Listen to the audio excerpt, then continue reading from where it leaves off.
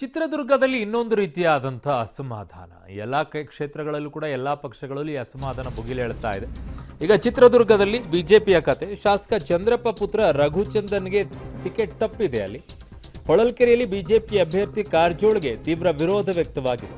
Go back Karjol ಅಂತ ಘೋಷಣೆಯನ್ನ ಕೂಗಿ ಪ್ರತಿಭಟನೆ ಮಾಡಿದ್ದಾರೆ. ಹೊಳಲ್ಕೆರೆಯ ಶಾಸಕ ಎಂ ಚಂದ್ರಪ್ಪ ಬೆಂಬಲಿಗರಿಂದ ಪ್ರತಿಭಟನೆ ನಡೆದಿದೆ. ಹೊಳಲ್ಕೆರೆಯ ಗಣಪತಿ ದರ್ಶನಕ್ಕೆ ಕಾರಜೋಳ್ ಅವರು ಹೊರಟಿದ್ರು. ವಾಪಸ್ ಹೋಗೋ ಪರಿಸ್ಥಿತಿ ಬಂತವರಿಗೆ. ಹೊಳಲ್ಕೆರೆ ಪ್ರವಾಸವನ್ನ ರದ್ದುಗೊಳಿಸಿ ಈಗ ತೆರಳಿದ್ದಾರೆ ಕಾರಜೋಳ್ ಅವರು.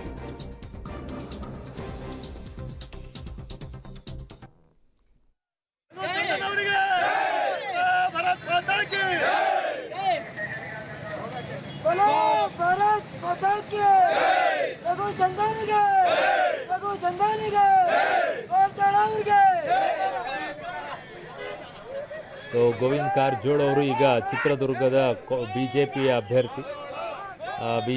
ಅಭ್ಯರ್ಥಿ ಈಗ ಆಗಿದ್ದ ಪರಿಣಾಮವಾಗಿ ಅಲ್ಲಿ ಶಾಸಕ ಚಂದ್ರಪ್ಪ ಪುತ್ರ ರಘುಚಂದನ್ಗೆ ಟಿಕೆಟ್ ತಪ್ಪೋಗಿದೆ. ಸೊ ಅವ್ರಿಗೆ ಟಿಕೆಟ್ ಕೊಡಿಸ್ತೀನಿ ಅಂತ ಏನೋ ಅಂದಿದ್ರಂತೆ, ಅದಕ್ಕೆ ಅವರು ಕೋಪ ಮಾಡ್ಕೊಂಡ್ಬಿಟ್ಟಿದ್ದಾರೆ ಈಗ.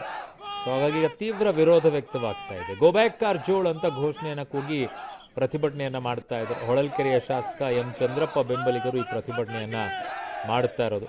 ಇವತ್ತು ಹೊಳಲ್ಕೆರೆ ಗಣಪತಿ ದರ್ಶನಕ್ಕೆ ಕಾರಜೋಳ್ ಅವರು ಹೋಗ್ತಾ ಇರೋರು ವಾಪಸ್ ಬಂದಿದ್ದಾರಂತೆ. ನನ್ನ ಸಹೋದ್ಯೋಗಿ ಸಿದ್ದರಾಜು ಈಗ ನನ್ನ ಸಂಪರ್ಕಕ್ಕೆ ಸಿಗ್ತಾ ಇದ್ದಾರೆ ಚಿತ್ರದುರ್ಗದಿಂದ.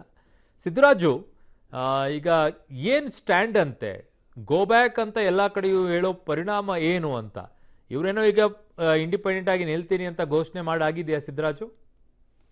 ಖಂಡಿತವಾಗ ಅರುಣ್, ಎಲ್ಲ ಒಂದ್ ಕಡೆ ಏನು ಬಿಜೆಪಿ ಟಿಕೆಟ್ ಸಿಗದೆ ಇದ್ದ ಪಕ್ಷದಲ್ಲಿ ಬಂಡಾಯ ಅಭ್ಯರ್ಥಿಯಾಗಿ ಪಕ್ಷೇತರ ಅಭ್ಯರ್ಥಿಯಾಗಿ ನಿಲ್ಲಲೇಬೇಕಂತ ತೀರ್ಮಾನ ಮಾಡಿದ್ರೆ. ಹಾಗೆ ಈಗಾಗಲೇ ಒಂದು ಸುತ್ತಿನ ಒಂದು ಸಭೆಯನ್ನು ಕೂಡ, ಅವರ ಬೆಂಬಲಿಗರ ಸಭೆಯನ್ನು ಕೂಡ ನಡೆಸಿರುವಂತ ಶಾಸಕ ಚಂದ್ರಪ್ಪ ಹಾಗೂ ಅವರ ಪುತ್ರ ಅವರು ಈಗಾಗಲೇ ಏನು ಬೋವಿ ಸಮುದಾಯದ ಮಾಜಿ ಶಾಸಕರು ಹಾಗೂ ಮಾಜಿ ಸಂಸದರು ಸೇರಿದಂತೆ ಬೋವಿ ಸಮುದಾಯದ ಶ್ರೀಗಳಾದಂತ ಇಮ್ಮಡಿ ಸಿದ್ದರಾಮೇಶ್ವರ ಶ್ರೀಗಳೊಂದಿಗೆ ಒಂದು ಚರ್ಚೆ ನಡೆಸಿ ಅಂತಿಮ ತೀರ್ಮಾನ ಕೈಗೊಳ್ಳಬೇಕೆಂಬ ನಿಟ್ಟಿನಲ್ಲಿ ಸಿದ್ಧತೆಗಳು ನಡೆಸಿರುವಂತದ್ದು.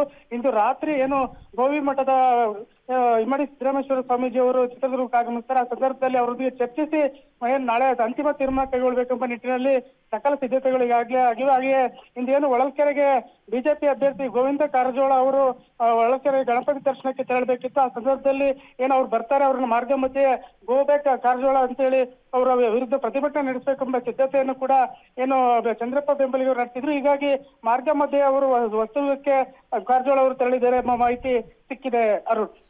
ಓಕೆ ಸಿದ್ದರಾಜು, ನಿಮ್ಮೆಲ್ಲ ಮಾಹಿತಿಗೆ ಧನ್ಯವಾದಗಳು.